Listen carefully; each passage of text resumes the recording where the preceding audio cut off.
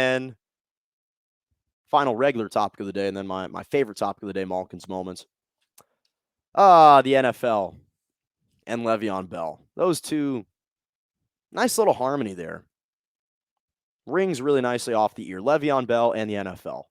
So Le'Veon Bell had some interesting comments. He recently aired some grievances and gripes about Andy Reid on social media. He just came out and apologized for him. Now, I will say that the comments that he did make, he had said that he loved his time with the Chiefs, but would retire first before ever playing with head coach or under head coach Andy Reid again. And he just publicly apologized, not for the comments that he made, because he doesn't regret the comments that he made, but he apologizes and regrets that he posted that to social media. That's what he said. So, because he had just kind of tweeted prior that he'd rather retire than play for head coach Andy Reid. Now, last season for the Chiefs, after he was cut by the Jets, 9 games he played in, 2 games started, 254 rushing yards, 2 touchdowns. Obviously, his role diminished precipitously. He didn't play in the AFC Championship game. He didn't play in the Super Bowl at all. But Le'Veon Bell has to understand his place and also who you are taking shots at. Because it's amazing to me what can happen in 2 seasons.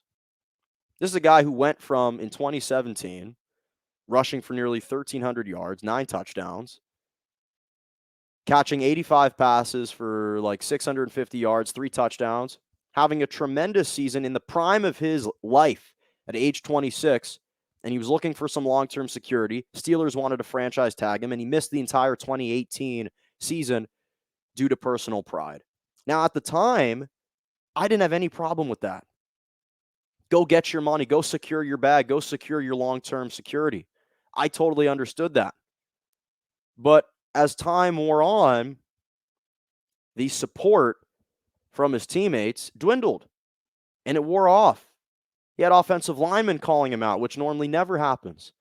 And much of the scrutiny was aimed at Big Ben and Antonio Brown and Juju Smith-Schuster and Mike Tomlin, as opposed to on Le'Veon Bell. And then it went from a great situation in Pittsburgh to, okay, congrats, you locked up your long-term security and future. You sign a 4-year, $52 million deal with the New York Jets, and your career flames out because it went from an okay first season of rushing for like 752 yards and 3 touchdowns, caught 66 balls for 466. Those are decent numbers, but not when you're getting paid the type of money that he was getting paid to perform.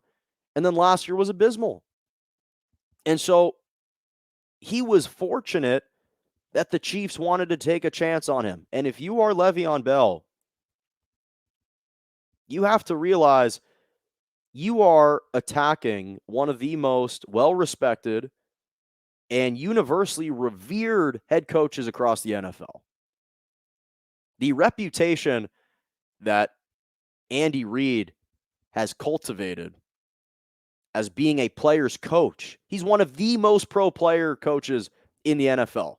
Literally no one else bashes Andy Reid. You have former running backs that have played for him. LaShawn McCoy just faced him in the Super Bowl. He was a running back for Andy Reid with the Philadelphia Eagles. Kareem Hunt gave him profuse praise and was hugging him like crazy after the Browns lost to the Chiefs in the AFC Championship game last season.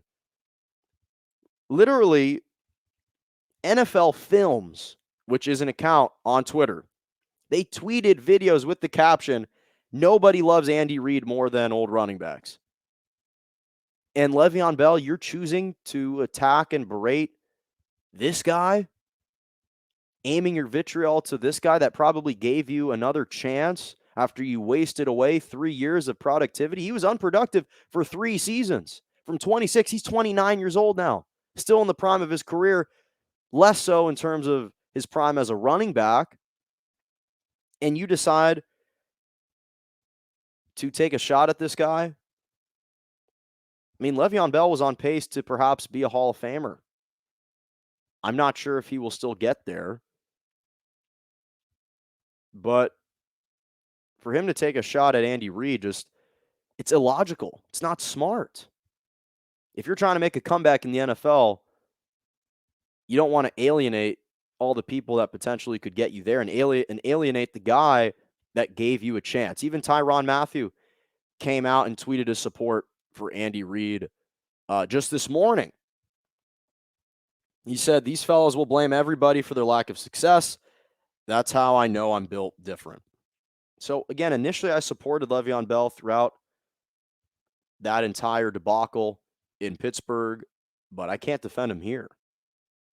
That's inexcusable right here. If you're Le'Veon Bell, just not a wise approach for a guy that's trying to make a comeback in the league, and also for a guy that's taking a shot against a coach that's universally appreciated and well respected in high regard in the NFL, throughout the NFL. Doesn't make any sense.